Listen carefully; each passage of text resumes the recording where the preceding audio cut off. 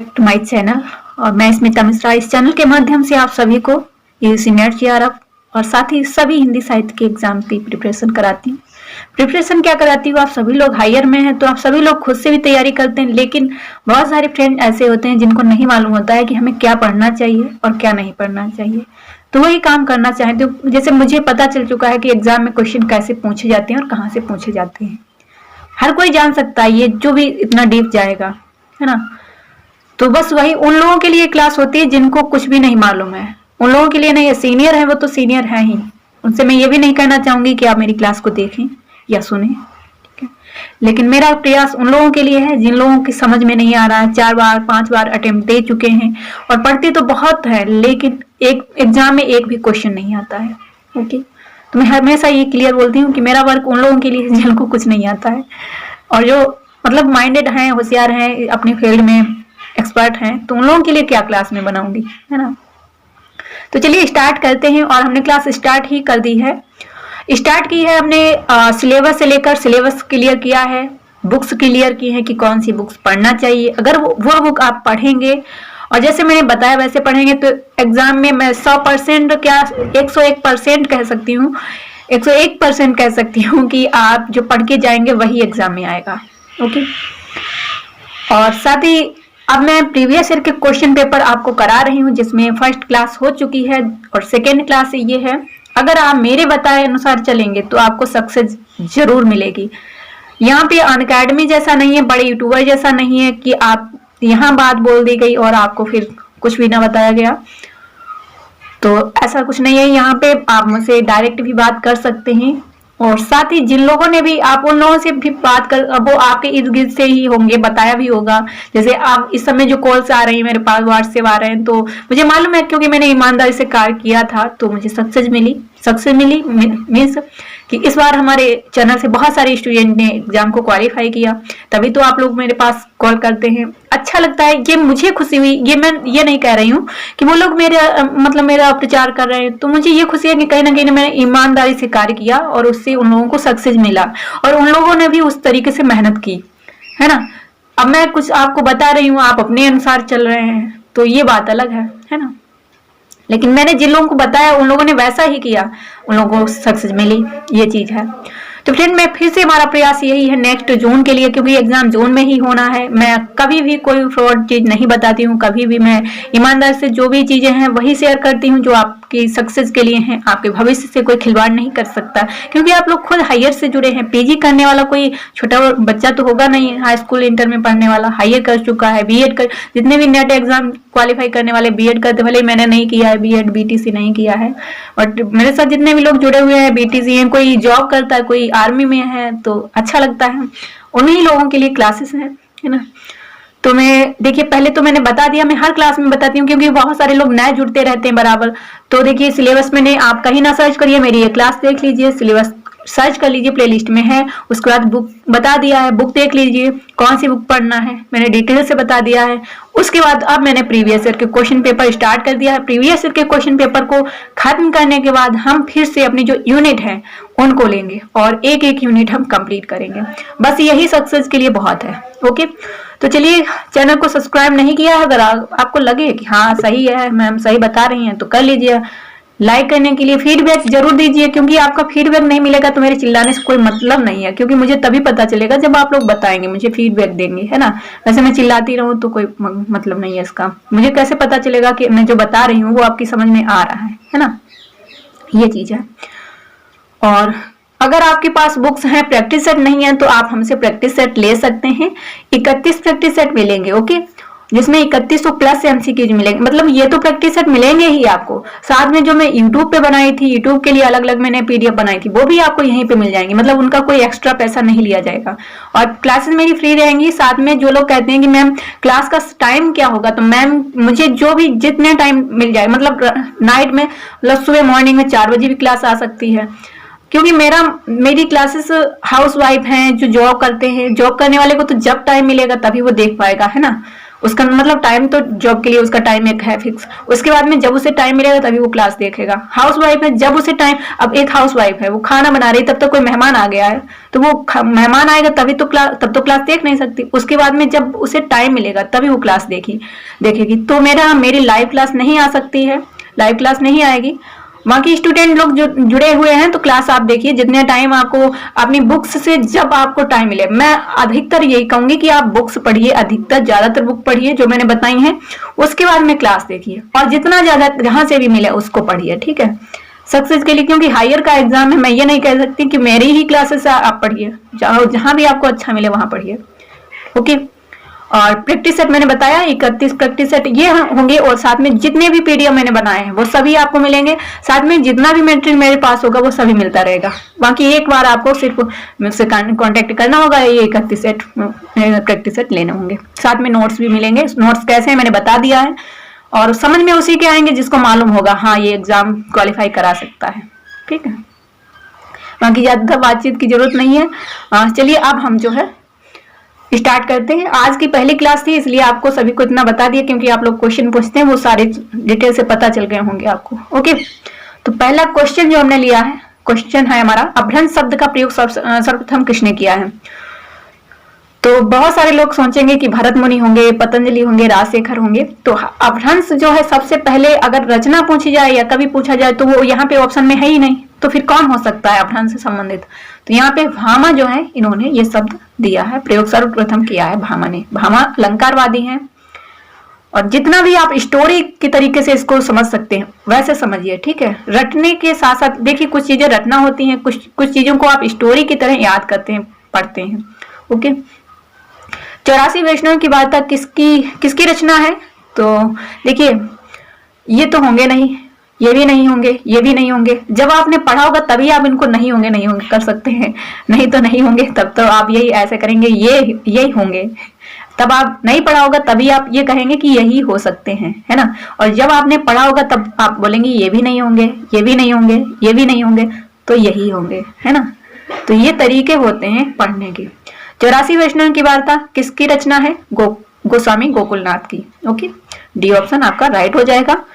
गोकुलनाथ थे कौन, अगर आप बता सकते हैं, इतना कष्ट कर सकते हैं तो आप हमें कमेंट बॉक्स में बता दीजिएगा। नेक्स्ट क्वेश्चन हमारा है, देखिए भाग 17 जो है संविधान का, उसमें भाषा से रिलेटेड बात कही गई है। 8वीं अनुसूची जो है वो भाषा से संबंधित है। अब जो अनुच्छेद आपके हैं 343 से 351 तक वो भाषा से ही संबंधित है। उसके अलावा 210 और 120 भाषा से संबंधित है। इतना आपको क्लियर हो गया। अब आप कहीं किसी बुक में नहीं पढ़ेंगे तब भी आपको पता चल जाएगा कि इतना इतना जो है भाषा से संबंधित है। एग्जाम में जो भी पूछा जाएगा आप बता सकते हैं ना।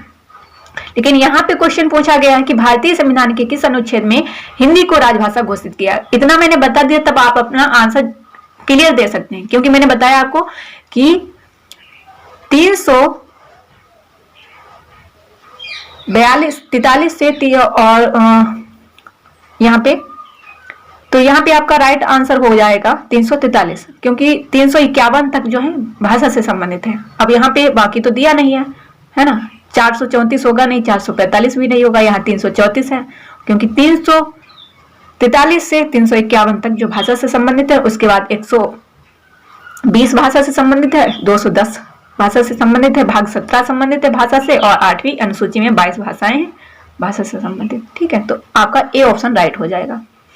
नेक्स्ट है आल्हा। आला जो है, आल्हा खंड जो लिखा गया है आदिकाल में लिखा गया है। तो आल्हा किस ऋतु में गाया जाता है। जो आपका पृथ्वी रासो जो लिखा गया है उसमें भी आला ही लिखा है, मतलब आला की तरीके। लेकिन परमाल रासो जो है आला खंड कहा गया है। ये है आपका कब, तो वर्षा ऋतु में, ग्रीष्म ऋतु में, शरद ऋतु में, वसंत ऋतु में। तो ये आपका वर्षा ऋतु में गाया जाता है। सी ऑप्शन आपका राइट हो जाएगा। नेक्स्ट क्वेश्चन है बीसल देव रासो के रचयिता हैं। तो अब जो क्वेश्चन ऐसे भी आपसे पूछा जा सकता है और इनके बारे में इनकी डिटेल से भी पूछा जा सकता है, ठीक है। बीसल देव रासो की जो नायिका है कौन है, आप हमें क्वेश्चन इसका आंसर दीजिए, कौन है बीसल देव रासो की रचयिता। तो बता देंगे, लेकिन इसकी नायिका कौन है, ठीक है। तो यहाँ पे आपका हो जाएगा नरपति नाल। अब आपको ये भी पता होना चाहिए चंद्रबरदाई ने क्या लिखा है, जगनीक ने क्या लिखा है, शारंगधर ने क्या लिखा है। जो बेसिक से बिल्कुल अभी शुरुआत की है, जिन लोगों ने स्टार्टिंग की है उन लोगों के लिए है। यहाँ पे नेक्स्ट क्वेश्चन है, ये हिंदुस्तानी की रचना किसने की है? तो ये तो आपको पता ही होगा, फ्रांस भाषा में लिखा गया है गार्शर दत्तासी के द्वारा। नेक्स्ट क्वेश्चन है, मुंडा भाषा परिवार का क्षेत्र कौन सा है? तो मुंडा भाषा आपको मिलेगी या तो झारखंड साइड में मिलेगी, छत्तीसगढ़ में, और उधर ही है छोटा नागपुर। तमिलनाडु में नहीं होगी, मध्य प्रदेश में नहीं होगी, राजस्थान में नहीं होगी। तो इस तरीके से आप, अगर आपने पढ़ा होगा तभी आप इसका आंसर दे सकते हैं। नेक्स्ट क्वेश्चन है आपका, इनमें से कौन सा कवि अष्टछाप का कवि नहीं है? अब मैं यहाँ पे आपको बता दूं, मैं ट्रिक से एक क्लास बनाऊंगी जिसमें मैं अष्टछाप के कवियों को बता दूंगी आपको जल्दी। यहाँ पे नहीं पूछा गया है, देखिए चार थे, चार तो विठलनाथ के शिष्य थे और 4 बलवाचार्य के थे। तो ऐसे भी क्वेश्चन पूछा जा सकता है कि इनमें से कौन सा बलवाचार्य का नहीं है, इनमें से कौन सा विठलनाथ का शिष्य नहीं है अष्टछाप में। इस तरीके से भी क्वेश्चन बन सकता है। किस क्वेश्चन कैसे बन सकते हैं ये भी मैं आपको बराबर बताती रहूंगी। क्लास स्टार्ट कर चुके हैं, डेली आपको क्लास मिलती रहेगी। तो यहाँ पे देखिए सूरदास भी है, कुमन दास भी है, नंददास भी है, रैदास नहीं है। डी ऑप्शन आपका राइट हो जाएगा। नेक्स्ट क्वेश्चन है, अनुराग बासरी किसकी रचना है? तो 1664 में लिखी गई, 1664 में, इसका 1764, ठीक है, 1764 समय है। उसके बाद में नूर मोहम्मद ने ये वर्वे छंद में लिखा, ये भी आप ध्यान रखिएगा। और वर्वे छंद किसका है? अवधी भाषा का है। तो वर्वे छंद में ये लिखी गई है रचना, ये आप ध्यान रखिएगा। और जब आप इस तरीके से पढ़ेंगे तभी आप एग्जाम को आसानी से क्वालिफाई कर पाएंगे। इसीलिए मैं आप सभी को जो भी बुक बताती हूँ व्याख्यात्मक वाली बताती हूँ। प्रीवियस ईयर के साथ साथ में व्याख्यात्मक क्वेश्चन को आप सॉल्व करिए, जितना ज्यादा प्रैक्टिस हो सके प्रैक्टिस करिए, ठीक है। नए नचाए कहीं मुस्काए लला फिर आयु खेलन हो रही, ये रीतिकाल का है, पद्माकर का है, ठीक है। और एक बार माइंड में रख लीजिए कि ऐसा जो पंक्ति है ये इस रचनाकार ने दी है। तो बार बार जो है आप रिपीट करते, बार बार रिवीजन से भी बचेंगे। एक बार ध्यान से देख लेंगे तो चीज ध्यान रहेगी। तो सखी वे मुझसे कहकर जाते प्रश्न जो है ये आपका किसने दिया है? तो ये आधुनिक काल का है और अयोध्या सिंह उपाध्याय, मैथिली शरण गुप्त ने दिया है, ठीक है। यशोधरा से लिया गया है। यशोधरा का जो प्रकाशन वर्ष है क्या है बताइएगा। शिव शंभू के चिट्ठी के लेखक कौन है? पहले तो ये निबंध है, 1904 में प्रकाशित हुआ है भारत मित्र में। और इसके बाल मुकुंद जो है रचनाकार हैं। बाल कृष्ण भट्ट जो लिखा है वो आपके सिलेबस में लिखा है जो गलत है, ठीक है, सर्च कर लीजिएगा कहीं भी मिल जाएगा आपको। नेक्स्ट है, देश विभाजन को लेकर लिखा गया उपन्यास है। तो ये झूठा सच है, किसने लिखा है? यशपाल जी ने लिखा है। समय इसका 2 भागों में लिखा गया है, वतन और देश। देश का क्या है? वतन और देश। और दूसरा भाग क्या है? आप लोगों को अगर भाग मालूम है तो आप बताइएगा। लेकिन 1958 और 1960 में ये 2 भाग इसके आए हैं। पहला 1958 में आया है और एक आया 60 में। यशपाल जी का है, देश विभाजन पर लिखा गया है। अपने अपने अजनबी जो है ये मनोविश्लेषणात्मक है, ठीक है। नेक्स्ट है, धातु सेन प्रसाद के किस नाटक का पात्र है? अब देखिए यहाँ पे जो स्कंद गुप्त है, मतलब जो स्कंद पुराण है उसमें धातु के बारे में बात गुप्त रखी गई है।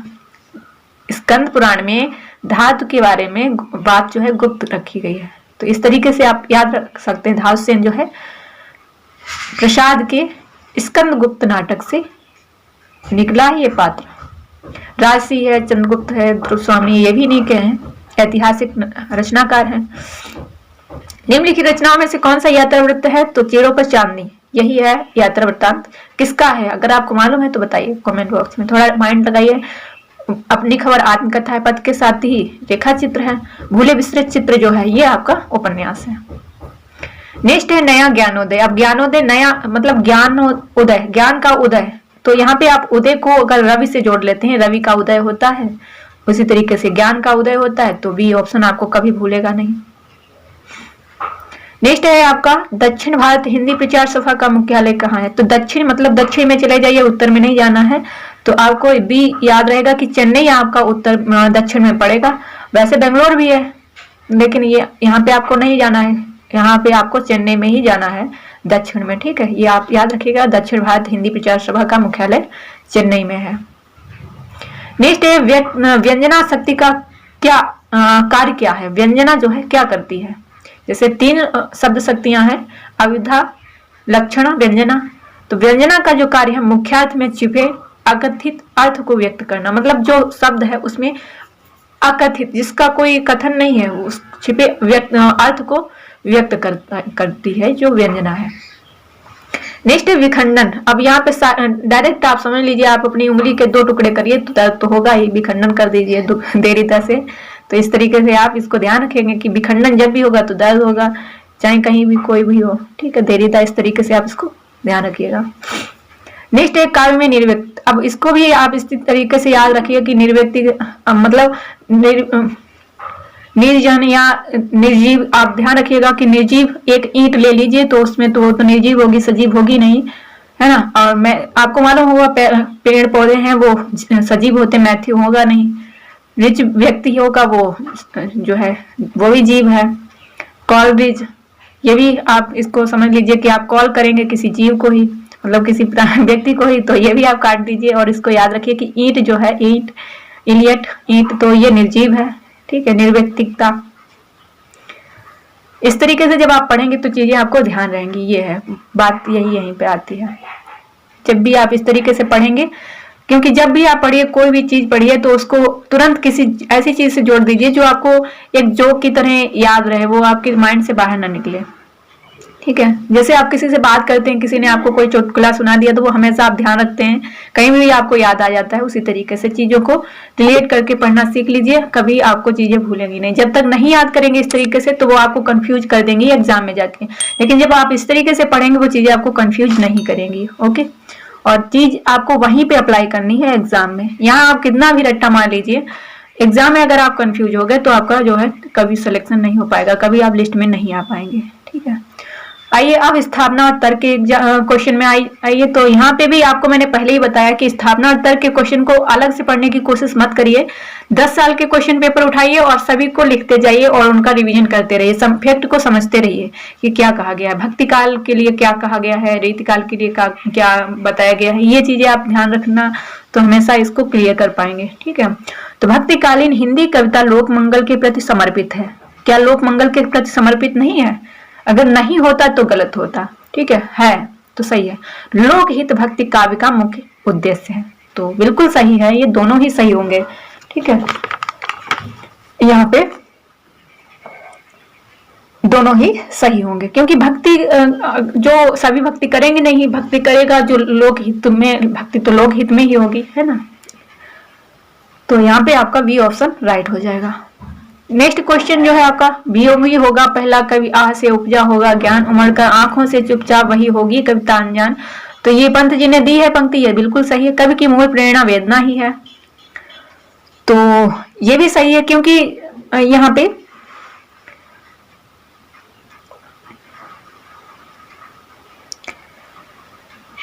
कविता की मूल प्रेरणा वेदना है, तो ये भी सही। मूल जो आपको मालूम है, जो पहली कविता निकली थी वो कहाँ से निकली थी? वो वेदना से ही निकली थी, क्योंकि जो हमारा रामायण लिखी गई उसमें भी वो वेदना थी, क्योंकि एक पंछी जो बैठा था उसको तीर मारा था उसने, वहलिये ने, तभी उसके आह से वो पंक्ति निकली थी। तो मूल प्रेरणा जो है वेदना ही है, इसलिए ये सही होगा। ठीक है, डी ऑप्शन इसका राइट हो जाएगा। नेक्स्ट क्वेश्चन देखिए आपका क्या है कि भारतेंदु हिंदी कविता राष्ट्रीय चेतना से अनुप्राणित है, सभी कवि राष्ट्रीय आंदोलन में सक्रिय थे। तो ये भी क्योंकि वो समय ही ऐसा था, 1850 में जन्म हुआ है भारतेंदु जी का, और वहां पे तो यही चल रहा था, राष्ट्रीय चेतना और आंदोलन, यह सारी चीजें चल रही थी, तो ये तो सही होना चाहिए यही। हिंदी के सभी नए कवि अस्तित्ववादी हैं और हिंदी की नई कविता में एक ही भावधारा उपलब्ध है। हिंदी की नई कविता में एक ही भावधारा उपलब्ध है, तो क्या ऐसा है? तो इसमें जो है आपका हिंदी के सभी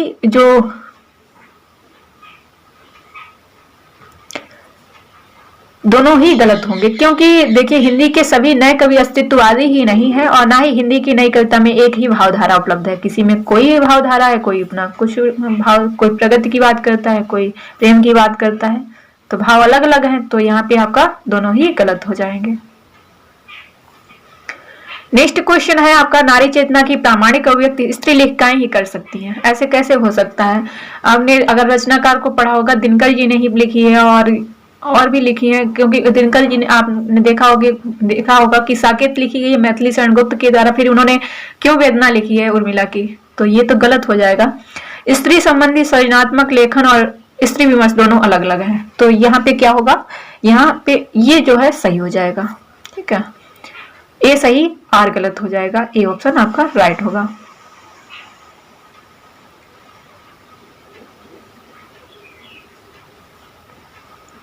नेक्स्ट क्वेश्चन है आपका, अब यहाँ पे आपके जो क्रम वाले क्वेश्चन हैं इनको भी आप इसी तरीके से समझते रहिए कि एक तो युग के हिसाब से कि देखिए कुछ रचना, देखिए आधुनिक काल, आदि काल में, रीति काल में, भक्ति काल में कोई पत्रिकाएं तो आई नहीं है। उसके बाद में भारतेंद्र युग से ही निकली हैं सारी पत्रिकाएं। उसके बाद में आपकी प्रयोगवाद और प्रगतिवाद और प्रयोगवाद नई कविता में आई है। तो आपको आधुनिक काल से जो कविताएं प्रकाशित हुई उनको शुरुआत से ही जो निकली है वो वैसे ही आपको ध्यान रखना है। तो यहाँ पे आपका जो राइट आंसर क्या होगा, कौन सी जो है आपकी पहले आई होगी, तो हिंदी प्रदीप जो है वो भारतेंद्र जी की है, इसलिए यही आपका राइट हो जाएगा। बी ऑप्शन आपका राइट होगा, हिंदी प्रदीप, हंस और वंगदूत और ब्राह्मण, ये आपका यहाँ पे क्वेश्चन राइट होगा, बी ऑप्शन। सॉरी, यहाँ पे आपका वंगदूत जो हो जाएगा, क्योंकि वंगदूत जो है इससे पहले आई थी राजा राममोहन राय जी के द्वारा। तो उसके बाद में आपका हिंदी प्रदीप आई है, 1829 में आई है वंगदूत, हिंदी प्रदीप 1877 और ब्राह्मण 1883, हंस 1930। तो ये आप इसे नोट कर लीजिएगा।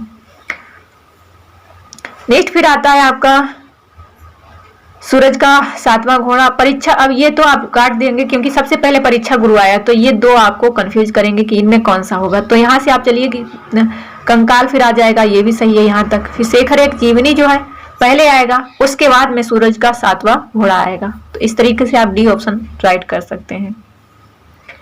नेक्स्ट देखेंगे कि यहाँ पे नहीं होगा कुछ भी, क्योंकि शिवशंकर जो है ये 1187 के बाद में आया, तो डी ऑप्शन आपका राइट हो जाएगा। फिर आप देखेंगे कि यहाँ पे आपका आधे अधूरे और पैर तले जमीन, ये तो पहले आएंगे नहीं, लेकिन आपको सारे ऑप्शन के जो टॉपिक दिए गए हैं उनको देखना होगा। उसके बाद में आप देखेंगे कि आषाढ़ का एक दिन पहले आएगा, फिर लहरों के राजहंस आएगा, फिर आधे अधूरे और फिर पैर तले जमीन, क्योंकि ये किसके हैं, मोहन राकेश जी के हैं। और पैर तले जमीन जो है इसी में लास्ट में दिया गया और यही उनका आखिरी जो है नाटक था, वो भी अधूरा है। तो इस तरीके से आप इस ऑप्शन को राइट कर सकते हैं, बाकी किसी ऑप्शन में नहीं दिया गया है। ओके, नेक्स्ट देखेंगे कि इनको भी क्रम से लगाना है, कहानियां हैं। तो इसमें आपका कौन सा होगा, बुद्धू का कांटा पहले आएगा, फिर पूस की रात, फिर पत्नी, फिर परिंदे। नेक्स्ट क्वेश्चन है, आपको मालूम होगा कि अपनी खबर जो है सबसे पहले आएगा, और इसलिए ये दोनों कट कर देंगे, लेकिन इसमें अब आपको कंफ्यूजन है। तो अब आपको क्या करना होगा यहाँ पे कि अपनी खबर जो है पहले ही, या फिर अर्ध कथा, यहाँ पे जो आपका आज के अतीत क्या भूलूं क्या याद करूं, फिर ये आपकी अर्ध कथा जो है पहले होगी। तो यहाँ पे आपका ए ऑप्शन ही राइट होगा कि अपनी खबर, आज के अतीत, क्या भूलूं कि याद करूं, फिर अर्ध कथा। ये अर्ध कथा जो है डॉक्टर नगेन जी की है, इसलिए आपको ध्यान रखना है। और ये 1988 में जो है प्रकाशित हुई थी।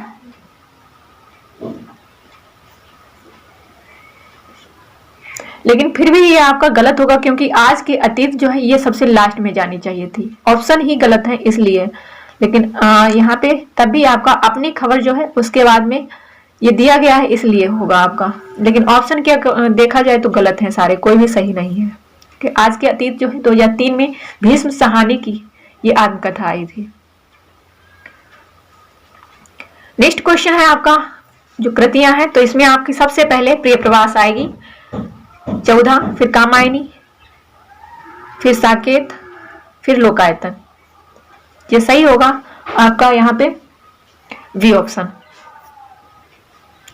नेक्स्ट क्वेश्चन है, अब आप यहाँ पे भी देखेंगे ये जो है वृत्तियां दी गई, प्रवृत्तियां जो है, तो आपको मालूम होगा अलंकारवादिता जो है आपकी रीतिकाल में है, इतिवृत्तात्मकता आपकी जो द्विवेदी युग है उसमें है, क्षणवाद जो है ये आपका नई कविता में, और शोषण के विरुद्ध ये प्रगतिवाद में है। तो इसलिए आपका क्षणवाद जो बाद में हो जाएगा और शोषण का विरुद्ध ये पहले हो जाएगा। अलंकारवादिता यहाँ पे सही है, तो सी ऑप्शन आपका राइट हो जाएगा। नेक्स्ट है आलोचना पत्रिका के संपादकों का सही अनुक्रम क्या है। तो यहाँ पे ये क्वेश्चन बहुत ही इंपॉर्टेंट है, इसे आप नोट कर लीजिएगा क्योंकि क्रम यहाँ पे पूछ दिया गया है। नेक्स्ट जो एग्जाम होगा उनमें पूछ दिया जाएगा कौन नहीं है आलोचना पत्रिका के संपादकों का, मतलब संपादक नहीं है। ठीक है, तो जो यहाँ पे है तो उनको नोट कर लीजिए यहाँ पे कि यहाँ पे आपका हो जाएगा नंदुलाल वाजपेयी भी है, सिद्धांत सिंह चौहान भी है, धर्मवीर भारती भी है और नामवर सिंह भी है। ठीक है, नेक्स्ट क्वेश्चन फिर आपको यहाँ पे संगत बताना है कि कौन सा संगत है। जयशंकर प्रसाद, स्कंदगुप्त, धाससेन, प्रसादांत। फिर है जयशंकर प्रसाद, चंद्रगुप्त, प्रबंध बुद्धि, प्रपंच बुद्धि और दुखांत। जयशंकर प्रसाद, राजश्री, कोमा, दुखांत। मतलब यहाँ पे ये दिखाया गया है कि नाटक में लास्ट में दुखांत है। ठीक है, दुख से इसका अंत होता है। यहाँ पे प्रसादांत दिया गया है, यहाँ पे सुखांत दिया गया। क्या ध्रुव स्वामी में लास्ट में सुखांत था, ये पूछा गया है यहाँ पे। तो यहाँ पे आपका ए ऑप्शन हो जाएगा कि जयशंकर प्रसाद, स्कंदगुप्त का जो है अंत जो हुआ है स्कंदगुप्त नाटक का वो प्रसादांत हुआ है। ठीक है, नेक्स्ट क्वेश्चन है, इसमें आपको युग्म संगत बताना है कौन सा। देखिए साहित्य लहरी सूरदास जी ने लिखी है, लोकायतन पंत जी ने लिखी है, एक कंठ विस्पाई किसने लिखी है बताइएगा। वैराग्य संदीपनी जो है तुलसीदास जी ने लिखी है। एक कंठ विस्पाई जो है आपकी ये किसने लिखी है, ये लिखी है दुष्यंत कुमार जी ने। ठीक है, तो ये एक भी संगत नहीं है, डी ऑप्शन वैराग्य संदीपनी जो है तुलसीदास जी ने लिखी है। अब यहाँ पे मैच करना है आपको। देखिए कुछ चीजें आप इस तरीके से याद रखेंगे कि अनुमति जो है वह संकुक, संकालु व्यक्ति हमेशा अनुमति मांगता है, इस तरीके से आप याद रख सकते हैं। उसके बाद में अभिव्यक्ति, अभिनव, अभिव्यक्ति यहाँ पे है, यहाँ पे भी अभी है, तो इसको आप आसानी से बना सकते हैं। उसके बाद में है उत्पत्तिवाद और भुक्तिवाद, लेकिन उससे पहले आप इसको आसानी से यहाँ पे देखेंगे, अगर ये मैच कर रहा है तो आप इसको आसानी से लगा सकते हैं कि जो अनुमतिवाद है संकुक, बी का 5 2 में है, तो ये वाले कट गए आपके। अब यहाँ पे आप जाएंगे अभिव्यक्तिवाद किस में है, 1 में है, तो सी का 1, तो इस तरीके से आपका सी ऑप्शन राइट हो जाएगा। ठीक है, नेक्स्ट क्वेश्चन है आपका, इन रचनाओं को भी मैच करना है। खुमान रासो है, परमाल रासो है, विसलदेव रासो है, पृथ्वीराज रासो है। तो पृथ्वीराज चंद्रवदाई आपको मालूम होगा, डी का 1, तो इन 2 ऑप्शन को काट दीजिए। अब बच्चे तो देखिए जितना भी ज्यादा आप ऑप्शन को काटना सीखिए कि कौन से ऑप्शन नहीं होंगे। ठीक है, तभी एग्जाम को आप आसानी से क्लियर कर सकते हैं। अब यहाँ पे आपका रह गया है विसलदेव रासो, तो आपका ये सी का 1 में जाइए, यहाँ पे जाइए नरपत नाल। तो अब आप देखेंगे कि सी का 4 किसका है, सी का 4 किसका है, तो सी का 4 यहाँ पे है, तो ये भी कट गया। अब ए ऑप्शन आपका राइट हो गया। नेक्स्ट क्वेश्चन है, पूरा नहीं पढ़ना है। देखिए आपको पूरा नहीं, अगर पूरा पढ़ेंगे तो बहुत टाइम लगेगा और हो सकता है एग्जाम तब भी क्वालिफाई ना हो पाए, लेकिन जब आप चीजों को रिलेट करके पढ़ेंगे, समझ कर पढ़ेंगे, तब आप आसानी से एग्जाम को क्वालिफाई कर लेंगे। जो लोग, और ये चीजें हमें तभी सीखने को मिलती है जब कोई ऐसी चीजें हमें बताता है, एक्सपीरियंस जिसको होता है। ओके, नेक्स्ट देखिए, राम की लड़ाई किसने लिखी है, राम की लड़ाई, तो ये लिखी है लक्ष्मी नारायण लाल ने। तो यहाँ पे सी का 2 कौन सा है, सी का 2 2 ऑप्शन में दिया गया है, तो ये यहाँ पे 3rd और 1st कट गया। अब यहाँ पे 2 ऑप्शन बचे हैं आपके पास, तो अब यहाँ पे क्या करना है, राजश्री किसका है, तो ये जयशंकर प्रसाद का है, ए का 3। अब यहाँ पे जो है आपके पास मैंने आपको बताया था क्या कि सी का 2 में है, यहाँ 1st में भी है और 2nd में भी है। लेकिन अब यहाँ पे ए का जो है 5 आ रहा है, तो ये कट जाएगा, डी ऑप्शन आपका राइट हो जाएगा। ठीक है, इस चीज को आप देखेंगे। क्या बताया मैंने आपको यहाँ पे कि राम की लड़ाई, अगर आप जैसे मैंने आपको बताया कि मैंने ये सोच लिया कि मुझे मालूम है कि राम की लड़ाई, अगर आपको कोई भी ऑप्शन एक मालूम है उसको आप मैच कर लीजिए, फिर आप उसको देख लीजिए कि कौन कौन से टॉपिक में वो है। ठीक है, क्योंकि हमेशा ऐसी टाइप से क्वेश्चन सेट किया जाता है, ऑप्शन सेट किया जाता है। आपने देख लिया कि सी में सेकेंड है, ये मिल रहा है, और ये कौन कौन से ऑप्शन में आ रहा है, एक तो यहाँ पे आ रहा है और दूसरा यहाँ पे आ रहा है। बाकी तो आपके ये दोनों कट जाएंगे, ये भी कट गया और ये भी कट गया। अब आपके पास 2 ही ऑप्शन है। ठीक है, अब यहाँ पे आप देखेंगे कि राजश्री जो है जयशंकर प्रसाद का है, तो 3rd ऑप्शन मिल रहा है, तो यहाँ पे तो 5वां आ रहा है, इसलिए ये भी कट गया। आसानी से आप इसको टिक कर सकते हैं, कभी गलत नहीं होगा। लेकिन ये चीजें आप जब के लिए है, जब आपने पढ़ा ना हो। वैसे अभी तो आपके पास टाइम है, तो आप पूरा देख लीजिए कि अब आपका ये वाला हो गया जयशंकर प्रसाद। यम गाथा किसका है, तो यहां से आप जोड़ लीजिए, तो यम गाथा आपका होगा दूधनाथ। राम की लड़ाई ये वाला हो जाएगा, सास कहूं तो प्रभाकर क्षेत्रीय हो जाएगा।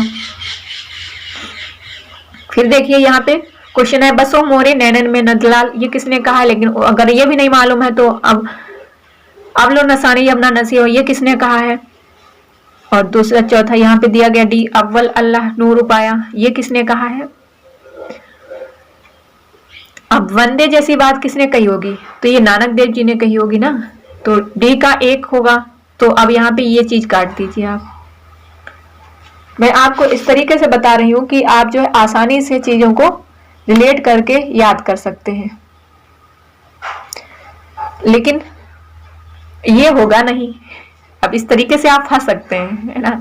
इससे अच्छा अभी आप इस तरीके से लगाना सीखिए कि मैंने आपको बता दिया। तो बहुत सारे लोग यही सोचेंगे कि वंदे जैसी बात कौन कर सकता है, कि नानक देव कर सकते हैं, लेकिन ऐसा नहीं है। इस तरीके से आप जो है गलत कर देंगे। ठीक है, क्योंकि ये जो है कबीर जी ने कहा है। ठीक है, तो जब ये कबीर जी ने कहा है, तो यहाँ पे अब आप देखेंगे कि डी का 2nd ऑप्शन कबीर जी ने जब कहा है, तो यहाँ पे तो सारे ऑप्शन जो कट हो गए, सिर्फ एक ही बचा, तो ए ऑप्शन हमारा राइट हो जाएगा। आसानी से आप इसको टिक कर सकते हैं, है ना। इसको आप आसानी से टिक कर सकते हैं जब ए ऑप्शन है। अब बसो मोरे नैनन में नंदलाल, ये तो आपको मालूम होगा, मीराबाई ने कहा है, तो यहाँ से भी आप टिक कर सकते हैं, क्योंकि ये भी किसी में नहीं है।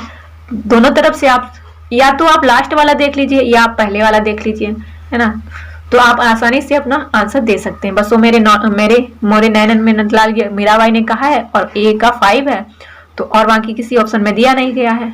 इधर आपने देखा कि ये जो अव्वल अल्लाह नूर उपाया, ये आपका कबीर ने कहा है, तो ये भी यहीं पे दिया गया, बाकी किसी ऑप्शन में दिया गया नहीं है। नेक्स्ट क्वेश्चन देखिए यहाँ पे, अब ये ध्वनिया है,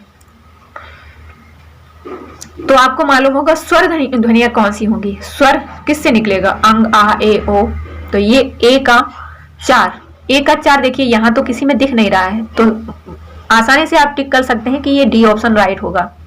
ठीक है, इस टाइप से अगर आप पढ़ रहे हैं तो आप आसानी से एग्जाम को क्वालिफाई कर सकते हैं, कोई भी कठिन चीज नहीं है। बाकी सब कुछ अगर आप पढ़ते रहे तो आप एग्जाम को कभी क्वालिफाई नहीं कर पाएंगे। फिर आप देखेंगे कि तालब, कंठ का वाले जो आते हैं वो कंठ में आते हैं, लेकिन कंठ के बाद तालब भी आता है, तो खा हो जाएगा। लेकिन यहां पे आप देखेंगे इसके बाद बी का जो हो जाएगा, कौन सा,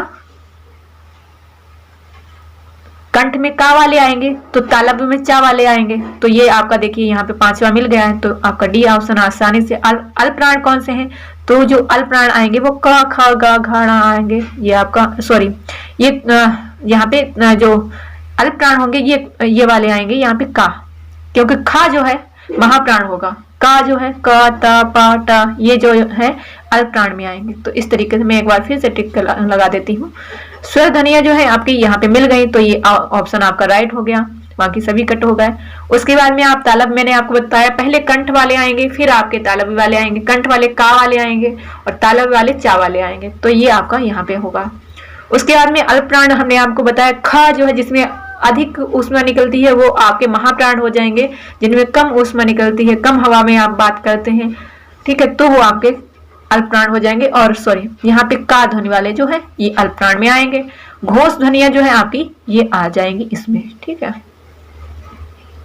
नेक्स्ट देखिए, नेक्स्ट में क्या है, तो यहाँ पे आपका मैंने आपको बताया था निर्व्यक्तिकता पहले ही देखिए ये क्वेश्चन तो आपका आसानी से, अगर वो वाला क्वेश्चन आप पहले वाला क्वेश्चन राइट करके आएंगे तो आप यहाँ पे आसानी से इसको टिक कर सकते हैं कि इलियट का जो है निर्व्यक्तिकता है, तो डी का थर्ड होगा, और बाकी एक ही ऑप्शन में डी का थर्ड है, यहाँ पे भी है लेकिन ये दोनों कट गए। अब आपको थोड़ा और माइंड लगाना होगा। कॉलरिज ने कल्पना दिया है, कॉल कल्पना, ठीक है, तो अब आपका क्या होगा, सी वाला ऑप्शन सेकंड से जोड़ दीजिए, और सेकंड यहाँ पे ही दिया गया है सी का सेकंड। अब क्रोचे ने क्या दिया है, अव्यंजनावाद दिया है, और रिचर्ड्स ने संप्रेषण दिया है, क्योंकि रिच जो व्यक्ति होते हैं उनका संप्रेषण ज्यादा होता है कि कम होता है तो आप इसको ध्यान रखेंगे कि रिचर्ड्स संप्रेषण दिया है। उदात्त किसने दिया है, उदात्त सत्व किसने दिया है, आपको मालूम है तो सर्च कर लीजिए, नहीं मालूम है तो बता दीजिए, नहीं तो सर्च कर लीजिए। नेक्स्ट यहाँ पे मैच करना है, संत हृदय नवनीत सवाना, काहरी नलिनी तू कुमलानी, ये किसने कहा, अमी हलाल मत भरे मेरी भव आधारो, किसने कौन सा कहा है, अमी हलाहल मत भरे, ये आपका रसलीन है, मैंने यहाँ पे रसलीन ही जोड़ लिया था, तो सी ऑप्शन का फर्स्ट हो जाएगा। तो यहाँ पे दो देखिए ये बाकी कट गए, सी ऑप्शन का फर्स्ट ही होगा, ये दोनों कट गए, अब यहाँ पे दो में दिया गया है। ठीक है, अब यहाँ पे आपको फर्स्ट से चेक करना, संत हृदय नवनीत समाना, ये संत की बात जो है तुलसीदास जी ने कही है, तो आपका ए ऑप्शन आपका राइट हो जाएगा। बाकी आप और जोड़ लीजिए कि काहेरी नलिनी ये कबीर जी ने कहा है, तो ये भी आपका टिक हो गया। मेरी भव आधार, और ये किसने कहा है, ये किसने कहा है, बिहारी जी ने कहा है, तो ये आपका हो जाएगा डी का सेकेंड। नेक्स्ट आ गया है अब आपका ब्रजभाषा कहाँ जाएगी, ब्रजभाषा किस तरफ बोली जाएगी, भोजपुरी कहाँ बोली जाएगी, भोजपुरी आपको मालूम होगा। मैथिली कहाँ बोली जाएगी, मैथिली आपके बिहार में जाइए, वहां पे आपको भोजपुरी भी मिलेगी मैथिली भी मिलेगी, तब तो आप फंस जाएंगे यहाँ पे। अवधी कहाँ पे बोली जाएगी, ब्रजभाषा, तो यहाँ आपको अगर मालूम होगा तभी आप आंसर इसका दे सकते हैं। तो आपको देखना है कि अलीगढ़ जो है वो ब्रजभाषा का क्षेत्र है, ब्रजभाषा अलीगढ़ में बोली जाती है। भोजपुरी कहाँ बोली जाएगी, तो भोजपुरी आपकी बिहार के ही छपरा में बोली जाएगी। उसके बाद में मैथिली आ जाइए आप दरभंगा में, और अवधी बरेली में। ठीक है, आपको मालूम है भोजपुरी और मैथिली का केंद्र बिहार ही है, यूपी भी है, गोरखपुर साइड में जाएंगे, बनारस साइड में जाएंगे तो वहां पे आपको भोजपुरी मिलेगी, लेकिन मैथिली जो है आपको बिहार के ही क्षेत्र में मिलेगी। मैथिली भाषा, मैथिली जो आपकी है बोली, तो इनके क्षेत्र पूछे गए तो इनको आप आसानी से टिक कर सकते हैं कि ब्रज भाषा जो है अलीगढ़ की है, तो ए का 4, और यहाँ पे आप आसानी से टिक कर सकते हैं कि एक ही ऑप्शन दिया गया है, इधर से भी इधर से भी, बाकी सभी कट कर दीजिए। अवधी आप ध्यान रखिएगा, अवधी का क्षेत्र है, लखनऊ भी अवधी का क्षेत्र है, और बरेली भी लखनऊ का क्षेत्र है। ठीक है, बाकी सुल्तानपुर जो है आपका, ये भी आपका आता है अवधी का ही। ठीक है,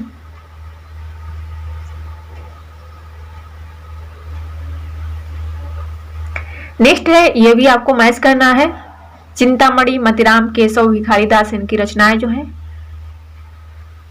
यहाँ पे आपका हो जाएगा चिंतामणि ने जो लिखी है कवि कुल कल्प द्रुम,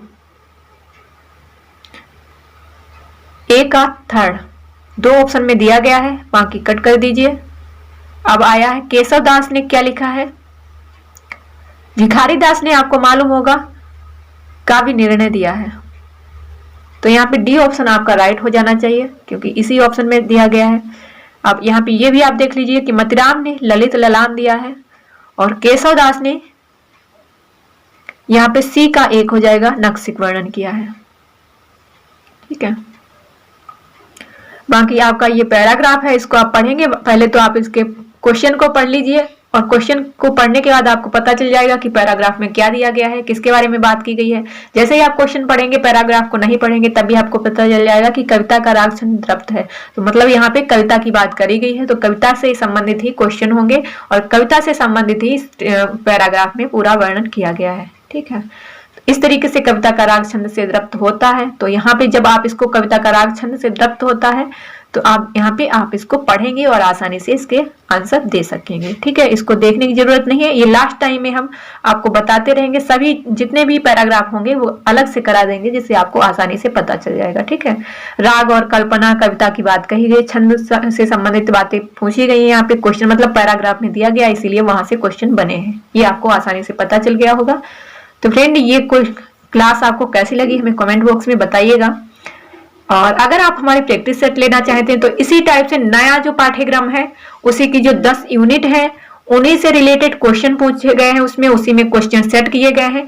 अब उन क्वेश्चन को पढ़ेंगे, उससे रिलेटेड चीजें आप सर्च करेंगे, पढ़ेंगे, तो आप आसानी से कोई भी बुक नहीं पढ़ेंगे, तब भी आप आसानी से, आपको लाना कितना है 60% जनरल जो है 60% से नेट क्वालिफाई करेगा। ठीक है, 100% आपको नहीं लाना है। 100% कोई भी नहीं लाता है, जो 15 बुक पढ़े चाहे 20 बुक पढ़े, वो भी 100% कभी नहीं लाता है।